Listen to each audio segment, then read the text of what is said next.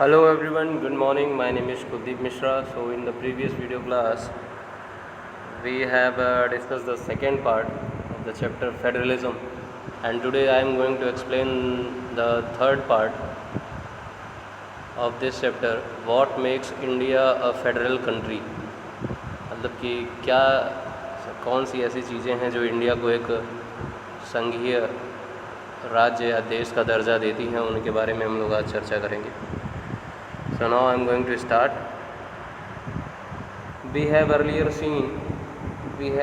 seen how a small country like Belgium and Sri Lanka face so many problems of managing diversity। हमने जो हमारा first chapter था power sharing, उसमें हमने Belgium और श्रीलंका की स्टोरी पढ़ी थी और उसमें हमने जाना कि किस तरह से उन लोगों ने बहुत ज़्यादा समस्याएं फेस की कि अपने यहाँ की जो डाइवर्सिटी थी उसको किस तरह से मैनेज किया जाए। तो what about a vast country like India with so many languages, religions and regions। अब अगर हम बात करें एक बहुत ही बड़े देश की, जैसे कि इंडिया की बात करें, जहाँ पे बहुत सारी भाषाएं हैं, बहुत सारे धर्म हैं, बहुत ही विभिन्न तरह के क्षेत्र हैं, तो what are the power sharing arrangement in our country. अब किस तरह से हमारी कंट्री में जो है पावर शेयर हुआ है उसके बारे में हमें जानना चाहिए। Let us begin with the constitution. हम सबसे पहले अपने संविधान को लेकर थोड़ा बहुत चर्चा करेंगे। India has emerged as an independence nation after a painful bloody partition. India को जो है जब ये स्वतंत्रता मिली तो वो भी बहुत ही दर्दनाक थी, क्योंकि उसमें भी इंडिया का बंटवारा हो गया। Soon after independence several princely states become a part of the country. और उसके बाद ही, स्वतंत्रता के बाद ही, बहुत सारे ऐसे देशी रियासतें थीं जो भारत का हिस्सा बनती हैं। The constitution declared India as a union of state. तो हमारे कॉन्स्टिट्यूशन में इंडिया को एक राज्यों का संघ बोला गया है, यूनियन ऑफ स्टेट बोला गया है। Aldous it did not use the word federation, बल्कि हमारे जो कॉन्स्टिट्यूशन में वो फेडरेशन नाम का वर्ड कहीं नहीं यूज़ हुआ है। Aldous it did not use the word federation, the India union is based on the principle of federalism. India का जो भारतीय जो संघ है वो जो है फेडरलिज्म, मतलब फेडरलिज्म के सिद्धांतों पर बेस्ड है। तो मतलब फेडरलिज्म का जो एक तरह से यूज़ जो है वो हमारे कॉन्स्टिट्यूशन में इसमें नहीं जिक्र किया गया उसका। वहाँ पर जिक्र हुआ है यूनियन का, यूनियन ऑफ स्टेट्स, मतलब कि राज्यों का एक संघ होगा और वो जो है किसके सिद्धांतों पर बेस्ड होगा, वो फेडरलिज्म मतलब कि संघीयवाद के सिद्धांतों पर बेस्ड होगा। Let us go back to the 7 features of the federalism mentioned above. हम कुछ ऐसे जो 7 गुण हैं फेडरलिज्म के उसके बारे में जानेंगे। We can see that all these features apply to the provinces of Indian constitution. तो ये सारे फीचर्स जो हैं, जो भी प्रोविज़न्स बनाए गए हैं, ये हमारे इंडियन कॉन्स्टिट्यूशन में अप्लाई किए गए हैं। जैसे कि the constitution originally provided for a 2-tier system of government. जब हमारे कॉन्स्टिट्यूशन का निर्माण हो रहा था या बनाया जा रहा था तब उस समय सिर्फ 2 टायर सिस्टम ऑफ गवर्नमेंट था, मतलब कि 2 लेवल पर ही गवर्नमेंट थी। एक तो थी सेंट्रल गवर्नमेंट, दूसरी थी स्टेट गवर्नमेंट। लेकिन द यूनियन गवर्नमेंट और what we call the central government representing, तो वही यूनियन गवर्नमेंट या सेंट्रल गवर्नमेंट जिसको हम बोलते हैं, वो एक तरह से रिप्रेजेंट करती है किसको, पूरे एक राष्ट्र को, पूरे इंडिया को। और साथ साथ में जो स्टेट गवर्नमेंट है वो क्या करेगी, वो एक पर्टिकुलर स्टेट को जो है गवर्न करेगी। Later a 3rd tier of a federalism was added in a form of panchayat and municipalities. और उसके कुछ दिन बाद जो है एक कमेटी आई थी जिसका नाम था बलवंत राय मेहता कमेटी। तो उसमें जो है क्या होता है कि एक 3rd टायर ऑफ गवर्नमेंट, मतलब कि गवर्नमेंट का इस्टेब्लिशमेंट होता है हमारे यहाँ। तो उसी को जो है उसमें जो है पंचायत और म्यूनसिपालिटीज़, लोकल गवर्नमेंट्स को भी इन्वॉल्व किया गया। As in any federation these different tiers enjoy separate jurisdiction. और किसी भी तरह का अगर कोई फेडरेशन है, अगर संघीय व्यवस्था है कहीं पर, तो जितनी डिफरेंट टियर की जो सरकारें हैं वो जो है अपने अलग अलग जो है जुरिस्डिक्शन का इस्तेमाल करती हैं या फिर उसका फ़ायदा उठाती हैं।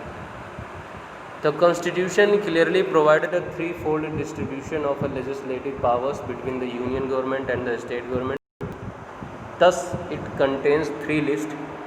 तो हमारे संविधान ने केंद्र सरकार के लिए और राज्य सरकार के लिए उनमें जो है शक्तियों का बंटवारा किया गया है उनके बीच में, और इसके लिए हमारे कॉन्स्टिट्यूशन में 3 तरह की जो लिस्ट है वो प्रोवाइड कराई गई है। तो सबसे पहले तो एक यूनियन लिस्ट है, दूसरी स्टेट लिस्ट है, और तीसरी जो है एक होती है कंकरेंट लिस्ट। तो उसके बारे में शायद बताया नहीं गया इसमें, लेकिन मैं बताऊंगा थोड़ा बहुत। तो यूनियन लिस्ट में क्या होता है? Union list include subject of national importance such as a defence of a country, foreign affairs, banking, communication and currency. Union list मतलब कि सेंट्रल गवर्नमेंट के पास कौन कौन से सब्जेक्ट्स के राइट हैं कि जिस पर वो लॉ या एक्ट बना सकते हैं। तो जैसे कि कंट्री से रिलेटेड कोई मैटर होगा, डिफेंस से, फॉरेन अफेयर मतलब विदेशी मामलों से, बैंकिंग से रिलेटेड, कम्युनिकेशन मतलब कि जो ये संचार प्रणाली है, करेंसी मुद्रा से रिलेटेड कोई बात होगी, तो ये सारा जिम्मेदारी किसकी? यूनियन लिस्ट की होती है, यूनियन लिस्ट के अंडर में आती है। और इस पे जो है जो भी लॉ बनाया जाएगा वो सेंट्रल गवर्नमेंट के थ्रू ही बनाया जाएगा। They are included in this list because we need a uniform policy of these matters throughout the country.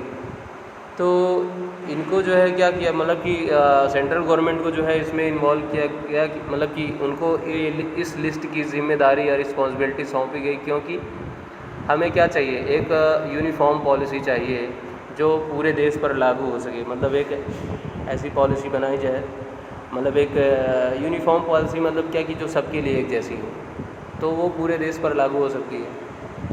The union government alone can make laws relating to the subjects mention in the union list.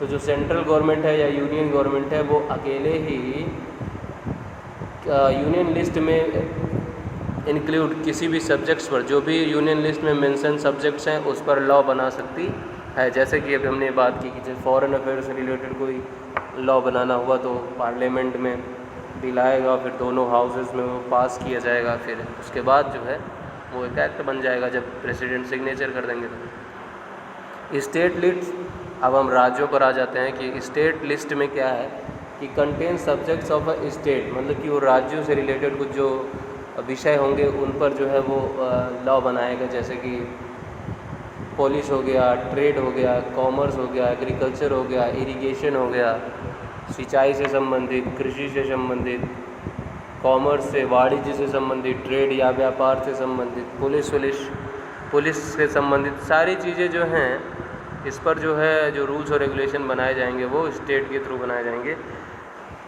फिर आता है जो forest, trade unions, marriage, adoption and succession, ये सारे जो हैं state list के under में आते हैं। Both the union as well as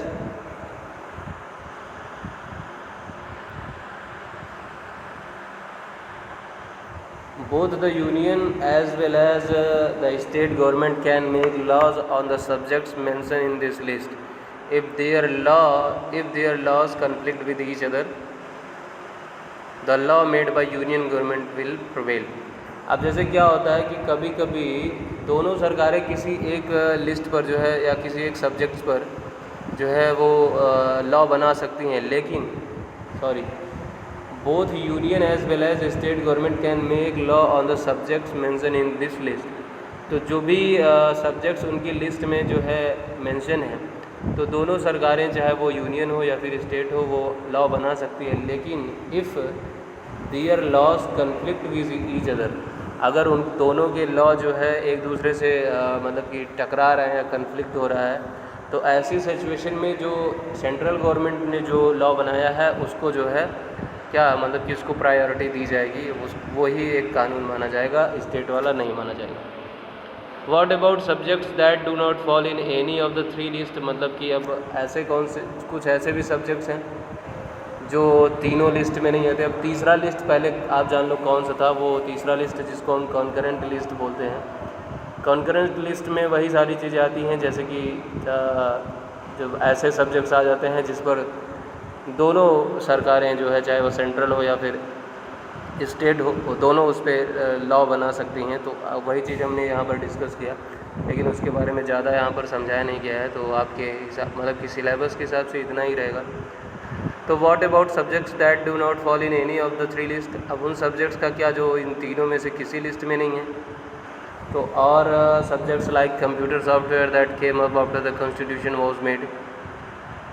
computer software से रिलेटेड जैसे कि अगर कोई सब्जेक्ट मतलब विषय हो तो उसके लिए कोई अभी मतलब कि प्राविधान नहीं किया गया, मतलब कि नहीं किया गया इसमें।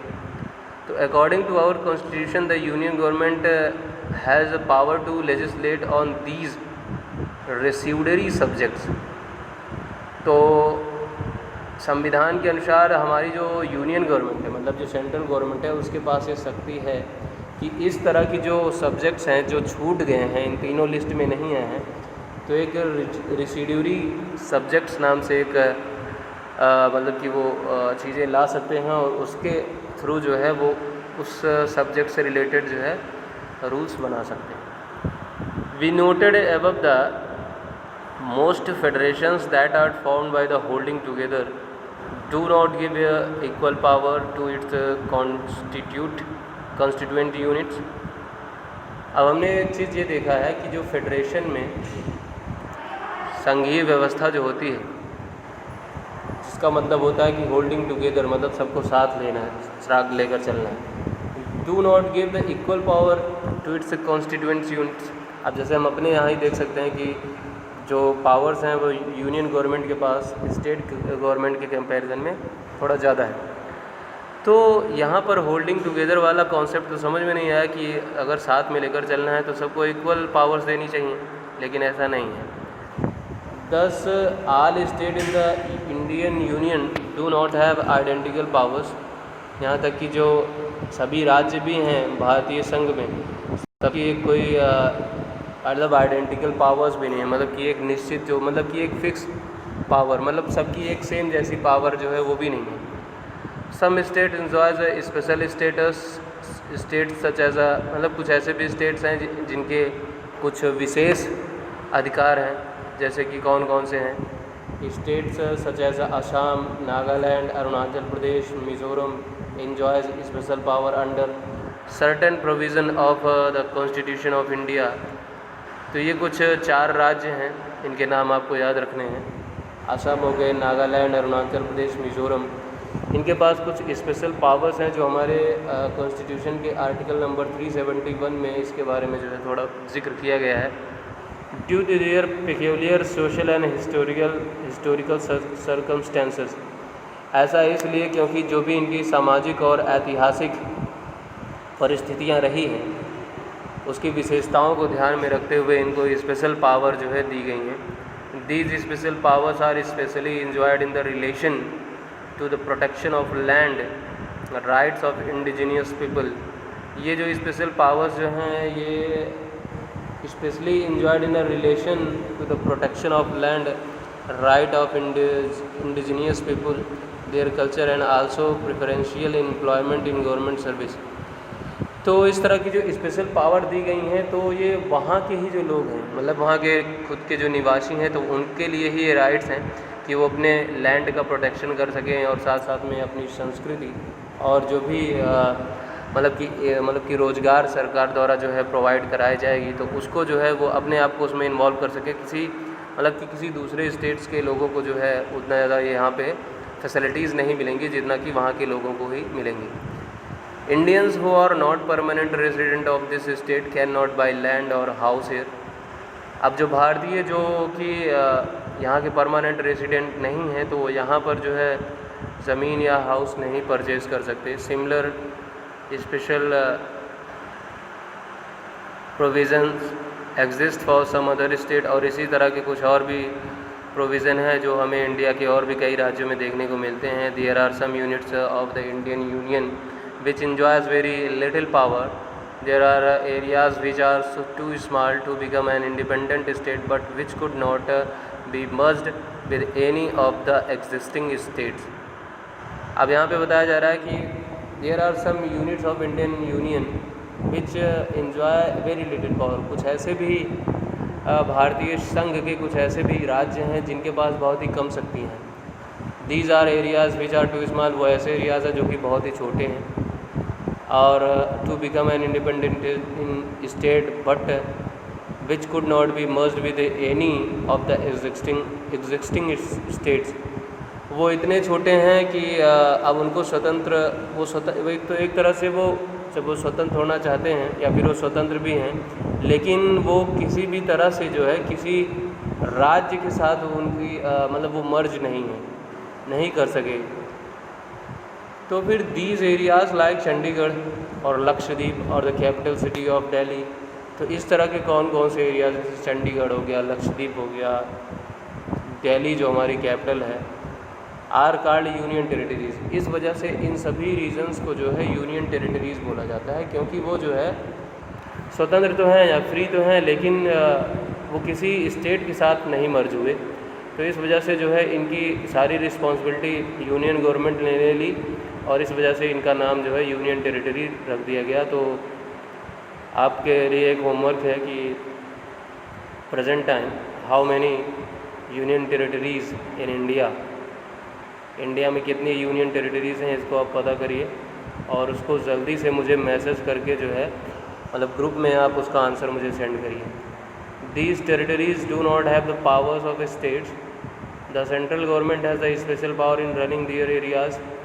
अब जैसे कि अब इन सारी टेरिटरीज़ की कोई अपनी पावर नहीं है, जैसे कि क्योंकि यहाँ पर क्या है, the central government has special power in running these areas. तो यहाँ पर जो केंद्र सरकार है उसके पास विशेष शक्तियाँ होती हैं कि इन सभी रीजन्स को जो है गवर्न करें। This sharing of power between the union government and the state government is the basic to the structure of the constitution. ये जो यहाँ पर पावर का, जो शक्तियों का बंटवारा हो रहा है राज्यों में और केंद्रों के बीच में, यही एक तरह से जो हम बोल सकते हैं जो बेसिक स्ट्रक्चर है हमारे कॉन्स्टिट्यूशन का, वो यही है। It is not easy to make change to this power sharing arrangement. और ये आसान बिल्कुल नहीं है कि इस तरह के जो पावर शेयरिंग है इस अरेंजमेंट को बदला जा सके। The parliament can not on its own change this arrangement. और पार्लियामेंट जो है खुद से जो है ये सारे अरेंजमेंट नहीं बदल सकती। Any change to it has to be first passed by both of the house of the parliament with at least 2/3 majority. अब यहाँ पे बोला जा रहा है कि अगर किसी भी तरह का चेंज जो है हमारे कॉन्स्टिट्यूशन में लाना है तो वो सबसे पहले तो दोनों हाउसेस से पास होना चाहिए और वो भी 2/3 मेजॉरिटी होने के साथ साथ। जैसे कि पार्लियामेंट में 2 हाउसेस हैं, एक तो लोकसभा है और दूसरा है राज्यसभा। तो लोकसभा में प्रेजेंट टाइम पे कितनी सीटें हैं, वो हैं 45 और राज्यसभा में कितनी हैं 245।